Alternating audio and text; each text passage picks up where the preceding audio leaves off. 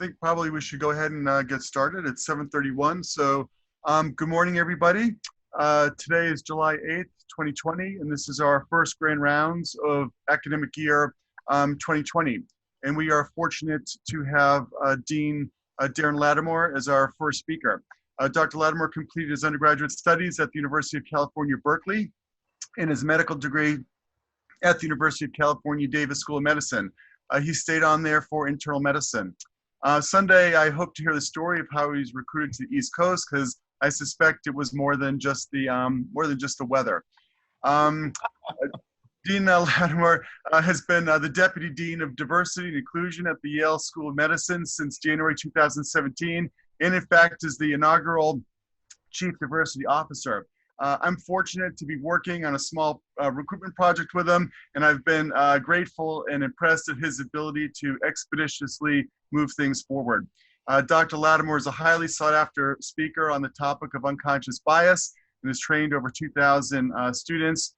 His research focuses on microaggression and how it affects health professional students in the educational environment.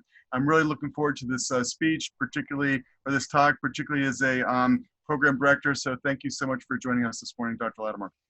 So thank you so much for inviting me, and I salute all of you for being here at 7:30. So in one word, the reason why I came to Yale was because I was looking for a challenge. And I must say, I have not been disappointed.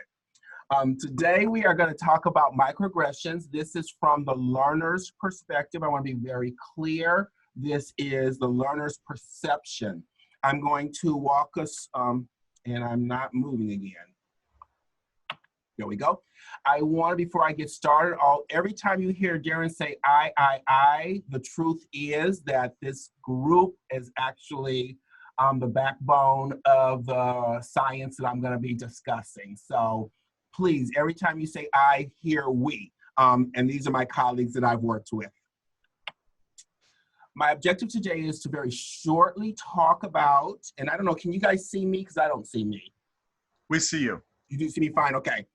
Talk about history and the science of microaggressions very briefly. Then I will pivot to 3 studies that we've done around microaggression.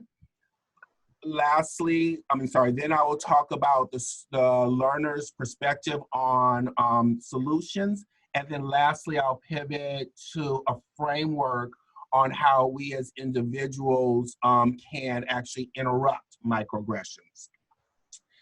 My only disclaimer is that our qualitative study was funded by HRSA, so I just want to acknowledge that funding.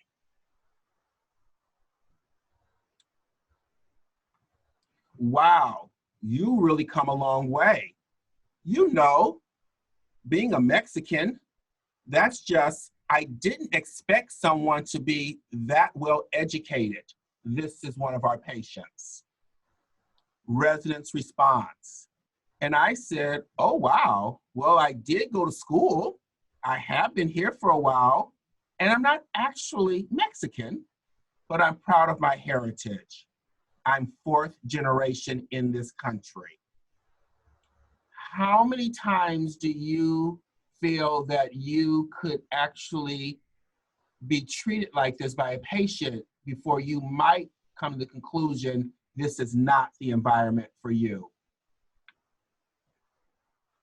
There is one other Black guy in the program from Cameroon. We look nothing alike. I have been called his name before. I must tell you, in my role, I have seen this multiple times, and this is one of the most common irritants of people who suffer from microaggressions, at least based on race and ethnicity.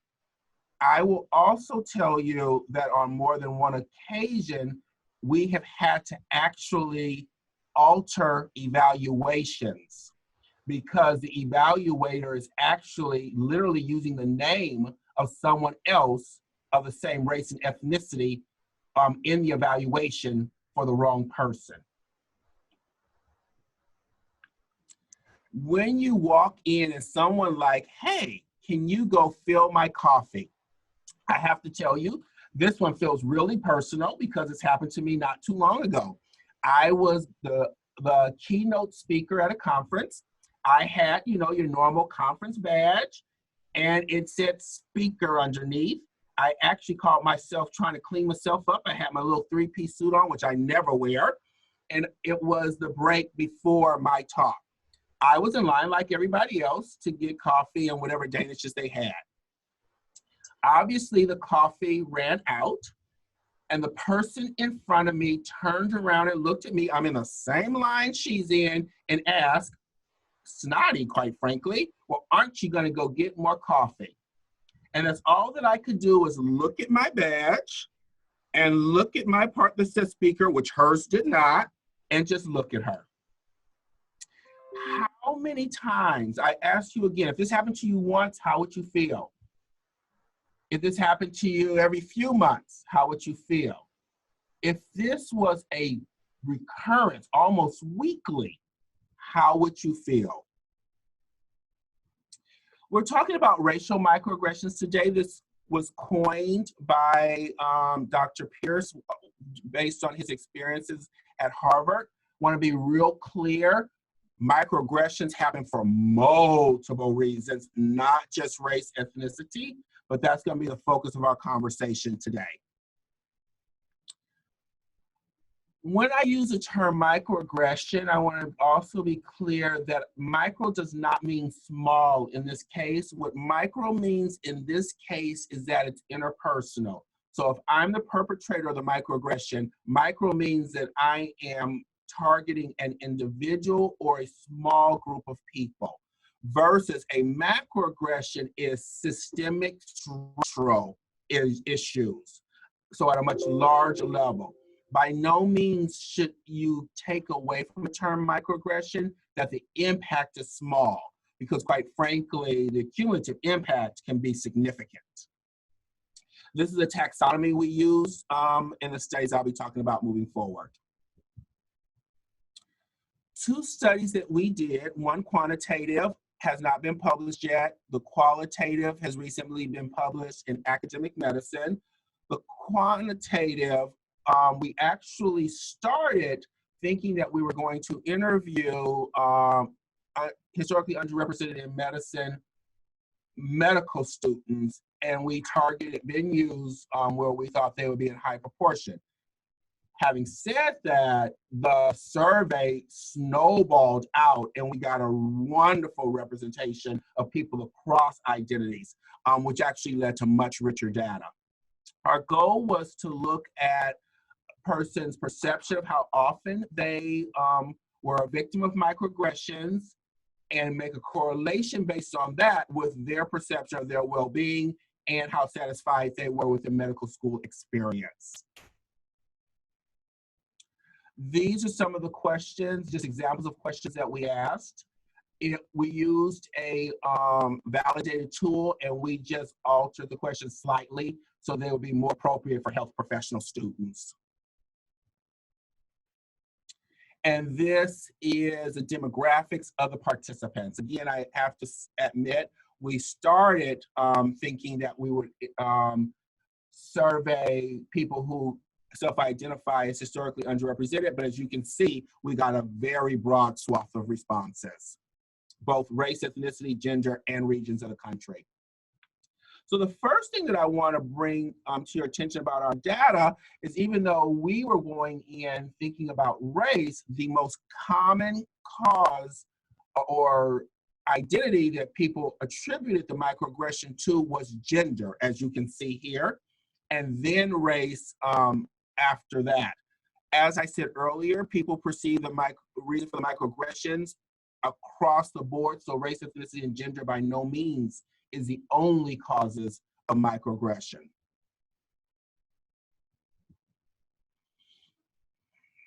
For simplicity, I'm going to put the microaggressions in low frequency. So if a person feels that they were a victim of microaggressions monthly or less than that, that's a low frequency. A person who feels that they were a victim of microaggressions at least once a week or more frequently than that, we're going to call high frequency. So the first thing I'd like you to look at here is that all peoples, not just minorities, feel that they're victims of microaggressions? And again, reflect back on the chart I showed you earlier as to the multiple different reasons people think that they're victims of microaggressions. The other thing I would ask you to look at is the orangish red bars, which represent white people. And you will see, if you really work hard at it, what looks like a normal bell-shaped curve, which is what we look for in science quite often. However, if you look at Black people and their perception of how often they are victims of microaggression, you should see it is pushed very much to the right, with 45% saying almost daily. I will actually tell you, compared to other studies of just the general population, this is a low number. The majority of Black people feel they're victims of microaggression on a daily basis. So we asked what type of microaggressions and how often. Again, that gave us our low frequency, that gave us our high frequency. Now we want to correlate that to well-being and medical school satisfaction. Now I want to say very clearly, I am not saying that the microaggressions caused what I'm going to tell you about the well-being, because the microaggressions are cumulative, and they were talking about their well-being at the moment they actually were filling out the survey. So what we did is we embedded in the survey the PHQ-2 for those of you who do especially primary care. This is a screener for depression. If someone says yes on these questions, then you most likely would actually do a more in-depth screening for depression. It does not diagnose depression, but it should raise a flag that depression may be there, and therefore you should look harder. And what you see here, if you look at my little quartiles, the more microaggressions that you say that you face, and the more frequently, the more likely you were positive on this screener. So at least our data says that there's a statistical correlation between microaggressions and possible depression. Moving to satisfaction with medical school experience.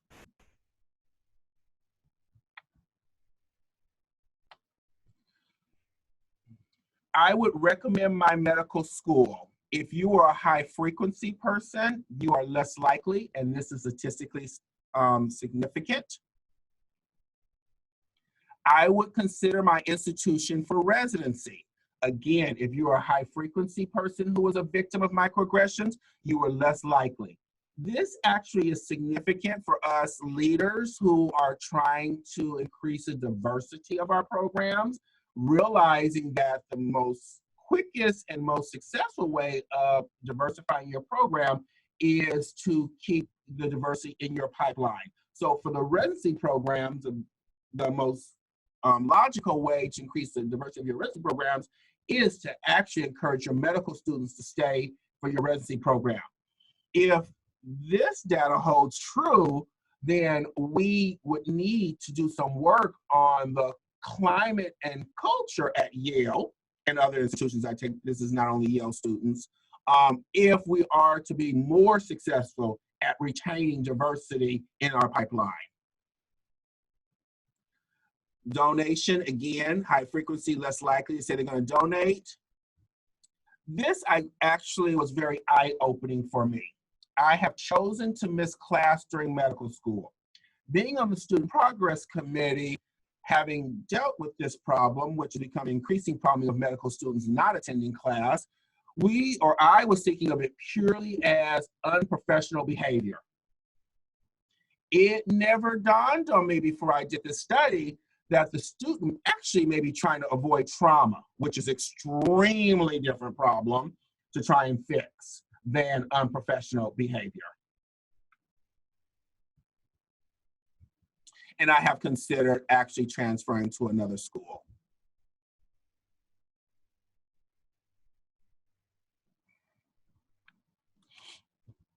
The second study that we did, which is the one that was published in Academic Medicine, is a qualitative, so the numbers are much smaller. These are interviews to actually give voice to the findings that we had in our quantitative study.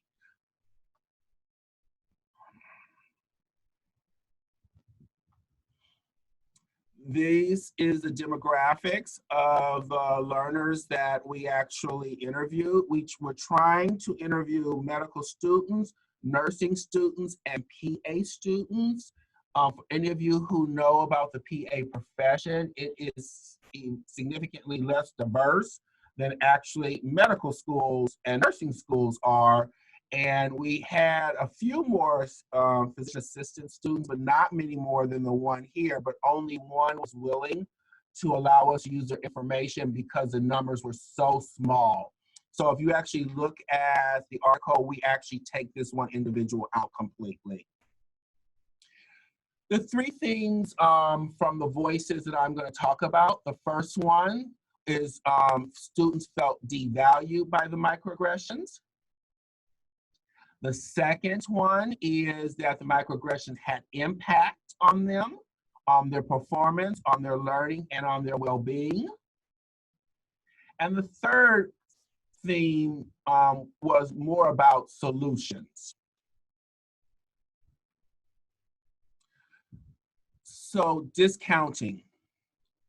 People would not respond to things that I'd say in the classroom, but they would respond to what a white person said, even if it was exactly the same thing. They would not acknowledge that I had contributed anything to the discussion. I want to be very honest. In this theme, there was really amplified when there was an intersection of female, gender, and person of color. This was even a more common thing come out of the person's voice. The next thing was the assumption of intellectual inferiority.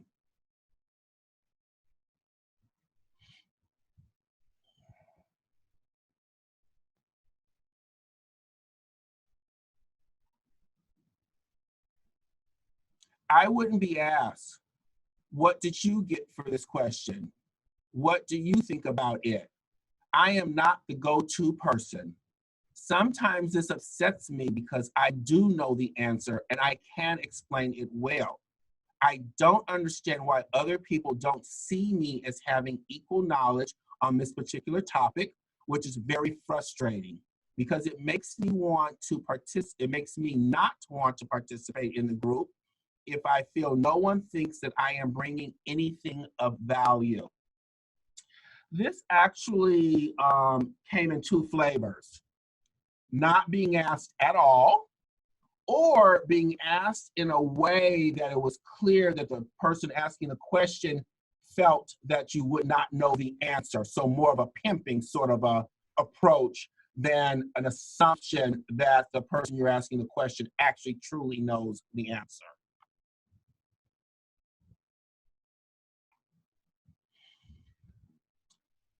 Teaching biological inferiority.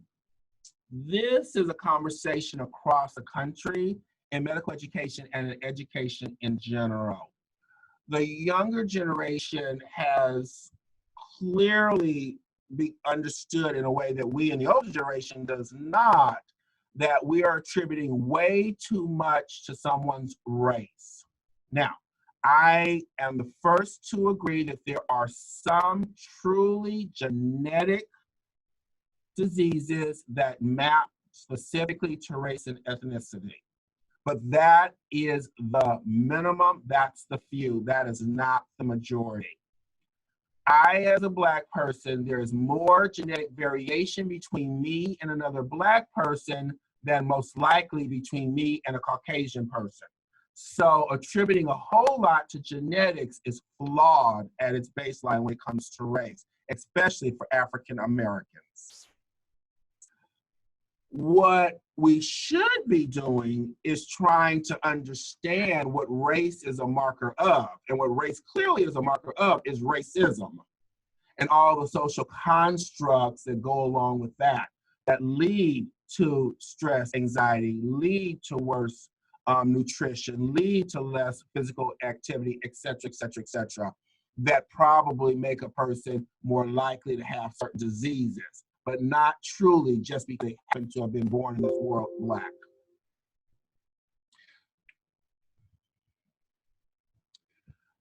The second sub-theme that we looked at was the theme of just trying to get an understanding of impact. So we asked people just to say words when they think about microaggressions, think about how they feel when they're a victim of microaggressions, what words came to mind. And as you can see, the majority of them are negative: powerless, bad, angry, doubt, frustrated, triggered.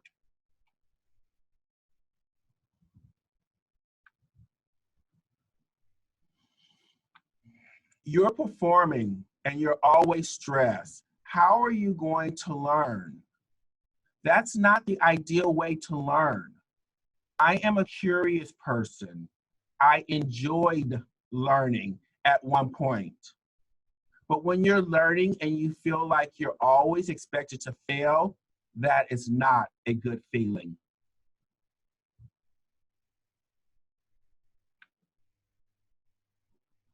So if you look at the literature on microaggressions, the literature on stereotype threat, the literature on imposter syndrome, what you'll see is a sort of different stages. So what we just talked about, the stress, anxiety, and then what you'll see is a lot of people, unfortunately, instead of plowing through that, will actually step away from the discourse, sort of try to remove themselves as a protective shield, which gets back to the I purposely did not go to class question that we talked about earlier. The next step after divesting from the discourse, if one is not able to continue to move forward or plow through, is to completely drop out of. Be it drop out of being pre-med, be it drop out of medicine, be it drop out of academic medicine.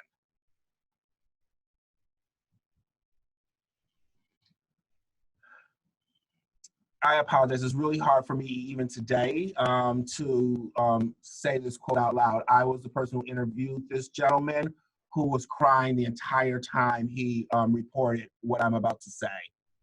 Yes, it has impacted me academically. In the past, if I had had questions, I would have just raised my hand. I wouldn't have thought twice about it. I would have sought out the answer. Now I think twice. In fact, every day before I go to school, I look at this thing I wrote for myself that says, please the teacher, melt into the meadow, stay silent. I try to look at that and read that every day before I leave the house to remind myself, keep my head down, keep my mouth shut, not to draw any attention to myself. If our job as educators, as mentors, is to bring out the absolute best in our learners, how is that possible if your learner feels this way? Is it humanly possible for them to show you their excellence?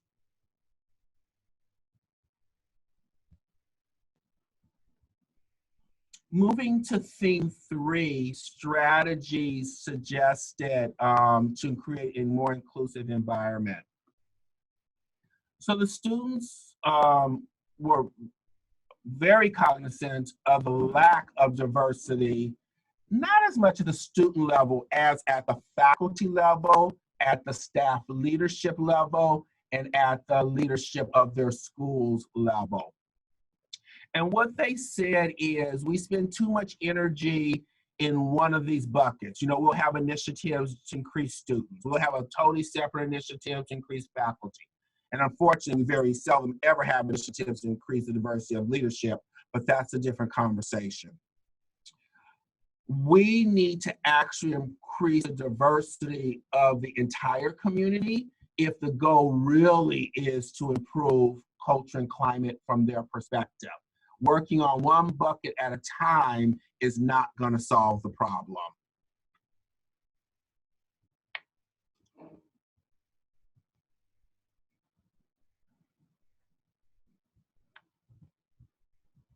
The second thing was to really look at curriculums and to really look and make sure we're using race, and also, which is not part of this slide, but sex/gender correctly.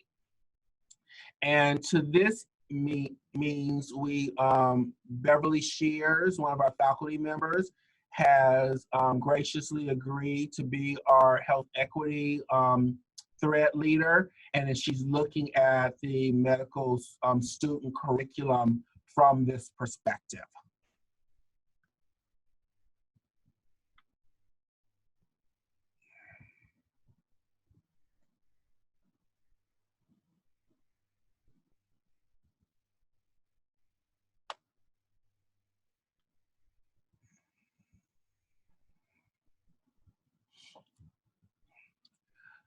This observation, I think, has been the most challenging. If we're honest with ourselves, the younger generation are much further ahead on the language and the concepts of social justice, quite frankly, than we are the quote unquote educators. And so if we are really truly going to help lead these conversations, we need a great deal of faculty development, quite frankly, starting purely with the language, and then to better understand the concepts and to help us, quite frankly, let go of a lot of things that we were taught that are, quite frankly, wrong during our own education.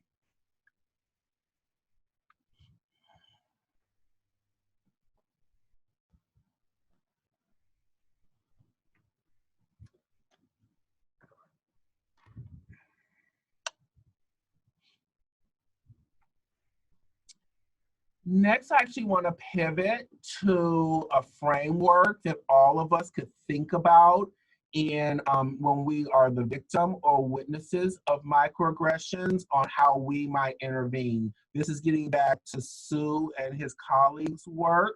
I want to be honest with you.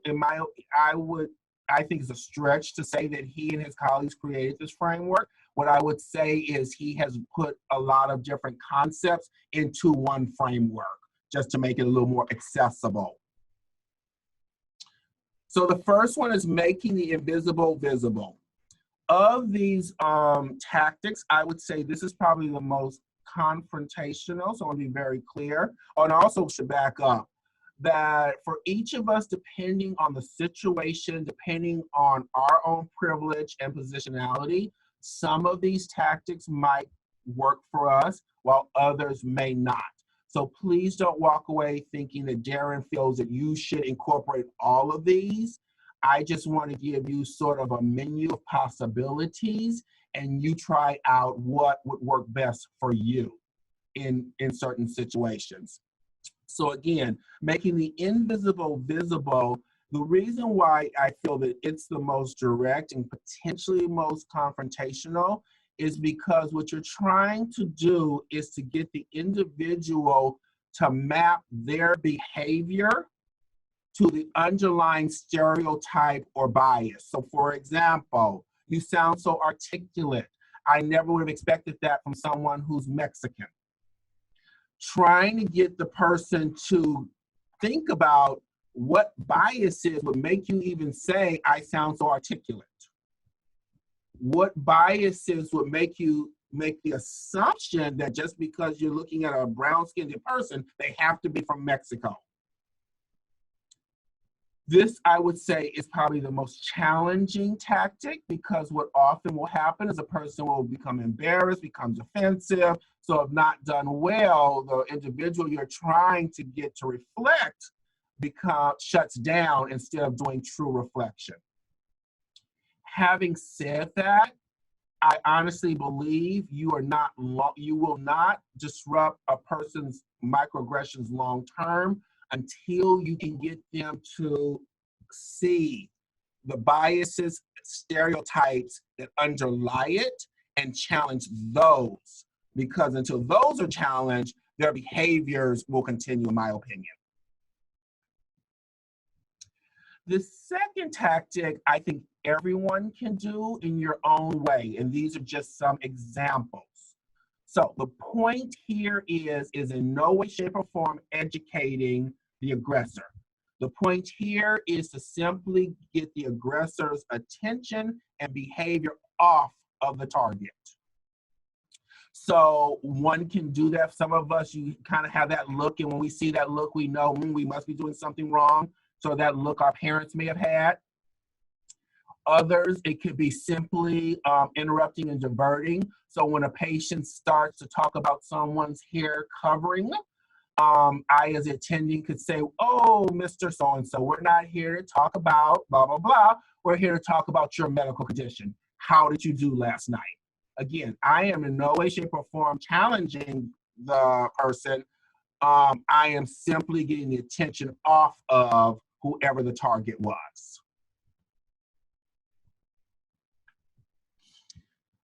Educate the offender is different than making the invisible visible. Making the invisible visible is getting the offender to self-reflect. Educating the offender is trying to get the offender to see the target's humanity. Now, I want to pause here because I want to be very clear. Darin Latimore does not believe it is a minoritized, marginalized, or stigmatized job to educate. If you so choose to do that, if you have the energy, if you feel empowered, I salute you. But I do not believe it is your obligation. I will be very clear. More than once when I was a student, I was treated as if it was my job. A person had screamed the N-word at me. And my attending says, go in there and act like you didn't hear what he said. That only added trauma. That did nothing beneficial for Darin Latimore whatsoever. There were other situations. Darin, the only way you're going to get them past their bigotry is if you show them how wonderful a person you are. Is that really my job? So I would really caution you into making your learners feel it is their job to educate other people about their stupidity.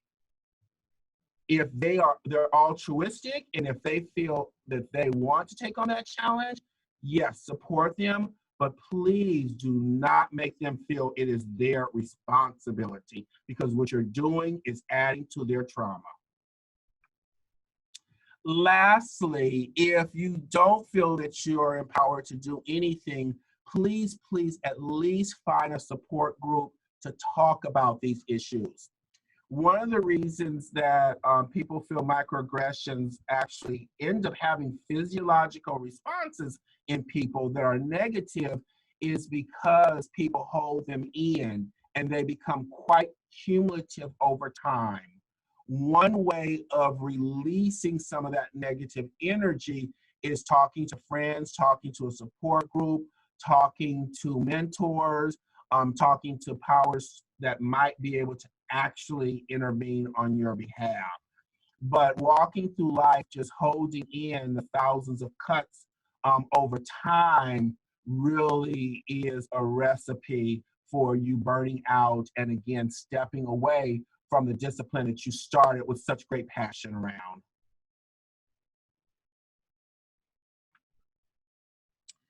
As individuals, what I would strongly advocate for each of you is you do training, be it ouch or be it bystander training. Basically what it is basically walking you through the framework that I just showed you, but letting you practice, giving you examples, and then you practice how you'll respond.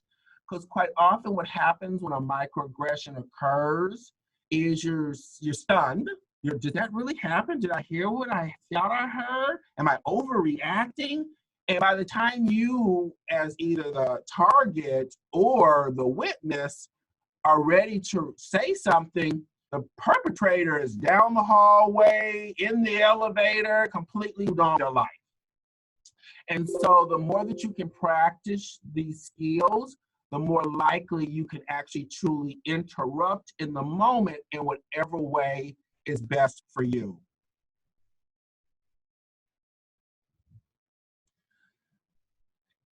For those of individual, really honestly, as I said earlier, the best way to interrupt these behaviors is to try and understand our biases and stereotypes we believe that allow us to actually do the behaviors in the first place. So the more you can learn about your personal biases, the better, be it the Harvard Implicit Association test or other tools or other readings. I would strongly advocate. What I will say though is most of us stop there. Oh, I like everybody else and bias against Black people. Well, statistically, that would probably be an accurate statement, at least in America. But that's purely an intellectual exercise as far as I'm concerned. The real work, once you come to that conclusion, is to say, how is this playing out? What am I actually doing in my professional life, in my social life? What behaviors am I doing that are based on this bias? And once you start making that connection, then you are much more likely to be able to interrupt the behaviors. For those of us, especially those of us in privilege, people like myself, deputy deans, we don't tend to see it. So for example, I've been doing a lot of town halls. I've done about 16 town halls since the death of George Floyd at the hands of the police officers. I did one recently, and one of the questions I had for the department was, what can we do to make the department more inclusive? Someone in leadership chimed in, oh, we have a really inclusive department. Everyone feels that they belong in our department. Just made a statement. So I asked everyone to go into the anonymous chat that was set up, and I just said yes or no. Is the department, I'll leave a blank, an inclusive environment? And literally about 50% said yes, and about 50% said no. We in leadership, we in power, we don't often see what those 50% who say no see and experience. So if we really want to know our behaviors, we have to ask the people in a way that they feel safe to answer the question about our behaviors. And be willing to listen to that feedback without being defensive. Being willing to apologize for the impact we have, because quite often our intent and impact often are not the same. But what the person cares about, who's a target, is the impact. I would encourage us all to be more active allies and upstanders. A lot of us believe by saying or doing nothing, we're neutral. We're not adding to the problem, we're not hurting the problem. But in all honesty, if you're the target and everyone around you is silent, I assure you, as the target, that silence screams at you. And it's not screaming anything positive. So neutral, actually, from a target's perspective, is negative. It is not neutral.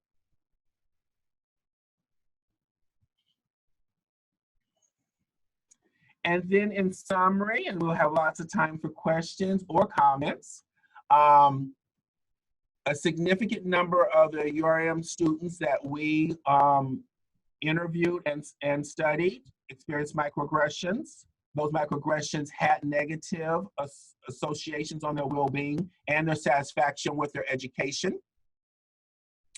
Unfortunately, they described the microaggressions from multiple sources: patients, peers, their educators, the curriculum. It wasn't like it was just coming from one angle. And then lastly, I really want to thank the students who did participate. Many of them were very fearful of retaliation, but felt the work was important enough that they needed to say what needed to be said. So thank you much. I am now ready for any questions that you have. And again, I want to be very clear. This work was not done just by me. It was done by all the colleagues that I showed you on that second slide. Now I have to figure out how to stop showing my slides. You can hit, there's a unshare your screen, and that should do it. That was outstanding. That really illuminating. Thank you so much. I'll start the questions off while we sort of get the chat group and things open. I often try and ask myself, you know, where are my hidden biases as I go into situations? But let me ask something more about this. I'm sorry, I'm hearing more static, Doug, than you. Okay, my question is this. I want to ask something about the victim of microaggressions. Do you know, or is there any research to understand, is the impact related to the role of the perpetrator? In other words, for me, if I were to be the subject of a patient, that would mean less than if it came from here. So to be honest with you, it really depends on the target. Studying microaggressions is not easy because I, as a perpetrator, can do the exact same thing to 10 different targets, and depending on sort of their baseline and frame, what I do will impact them differently. So it really depends on the target. So as a target, I personally may take more exception to patient microaggressions versus somebody else may take more exception to a mentor, someone they thought they really trust, someone they really thought that really had their back. But it varies from person to person. The way you should think about it is it's a cumulative.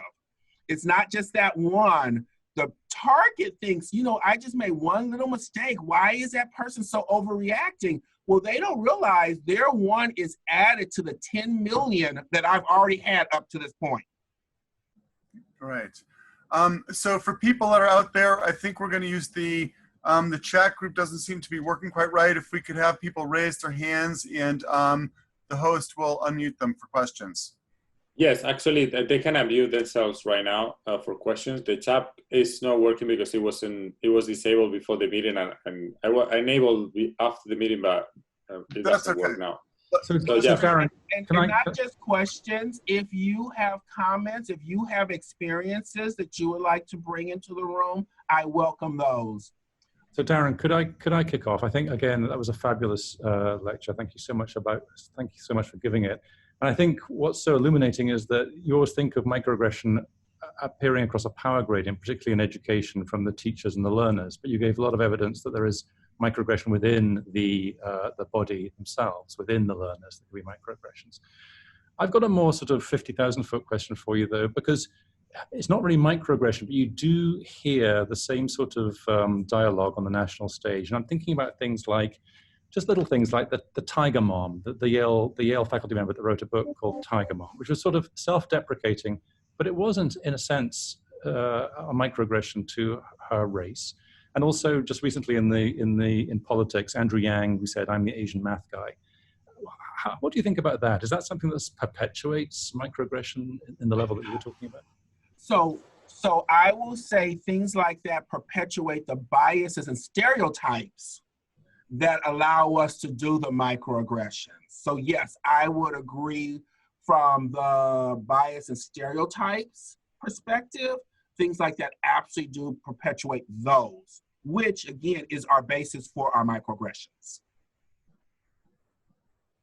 Darin, this is Graham Mason. I run a training program, so I get to be kind of like the grandfather or the uncle who I am there to support and guide and see opportunities while the trainees are primarily mentored by other people. How would you suggest I make sure that the trainees know that it's safe to and productive to approach me with what difficulties they may face in this regard?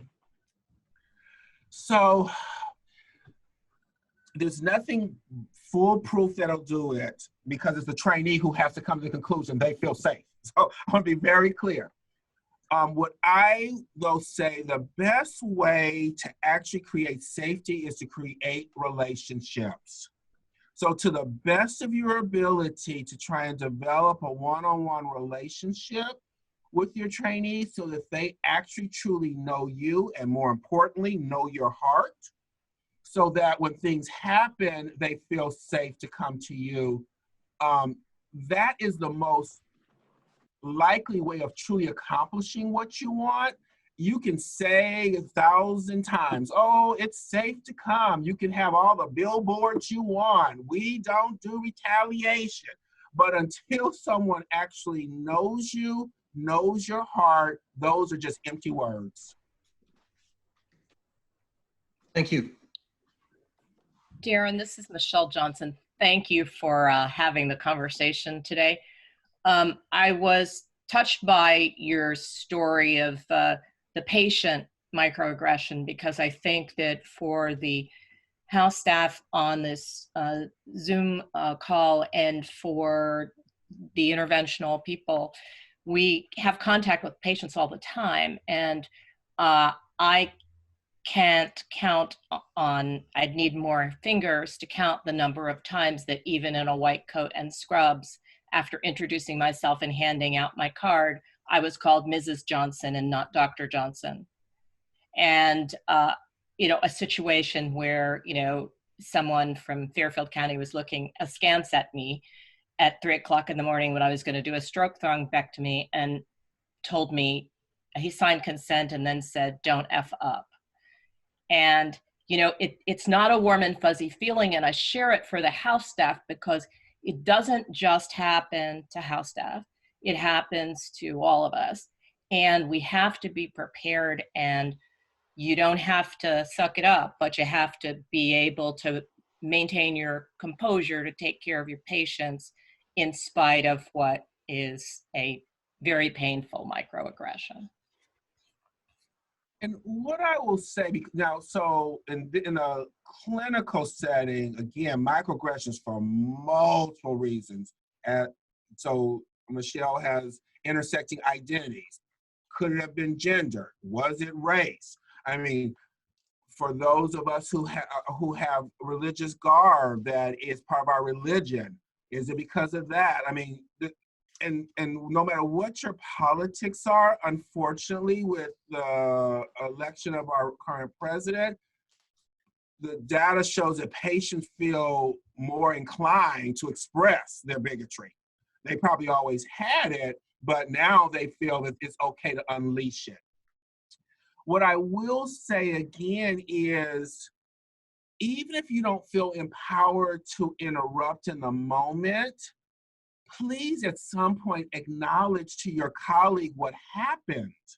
Because again, they're walking through the rest of their day saying, dang, nobody supported me. Nobody cares about me. And that may not be how you feel at all, but your silence, that is what they read from your silence.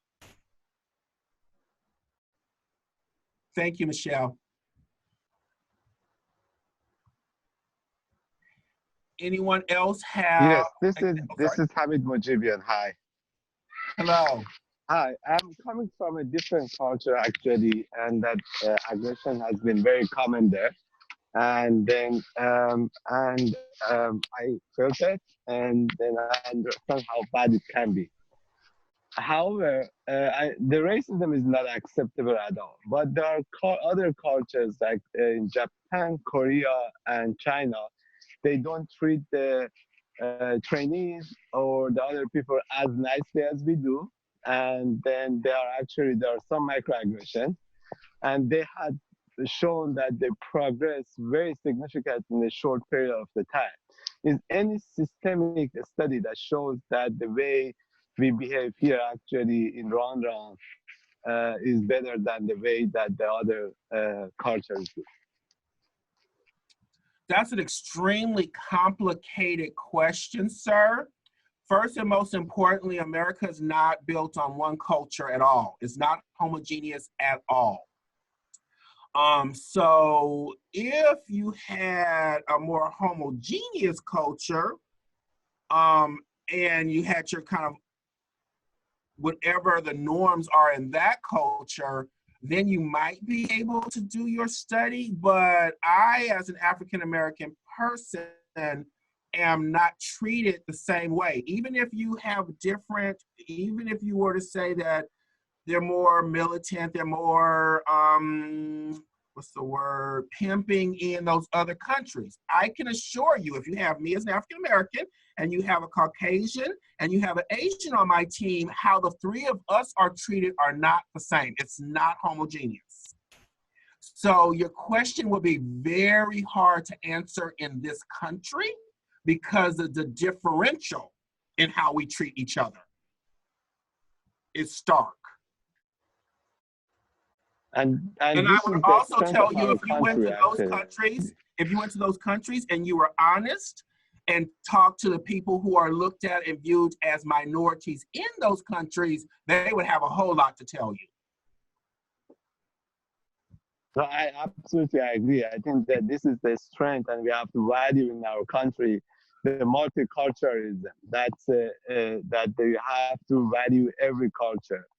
That's extreme. That coming from other place, that's the exceptional thing you find in this country. And hopefully we value it and we defend it. We could value it more. Another question or comment for me?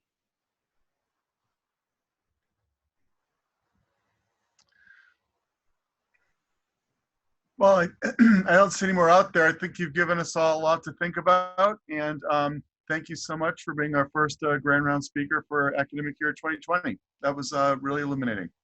So thank you again.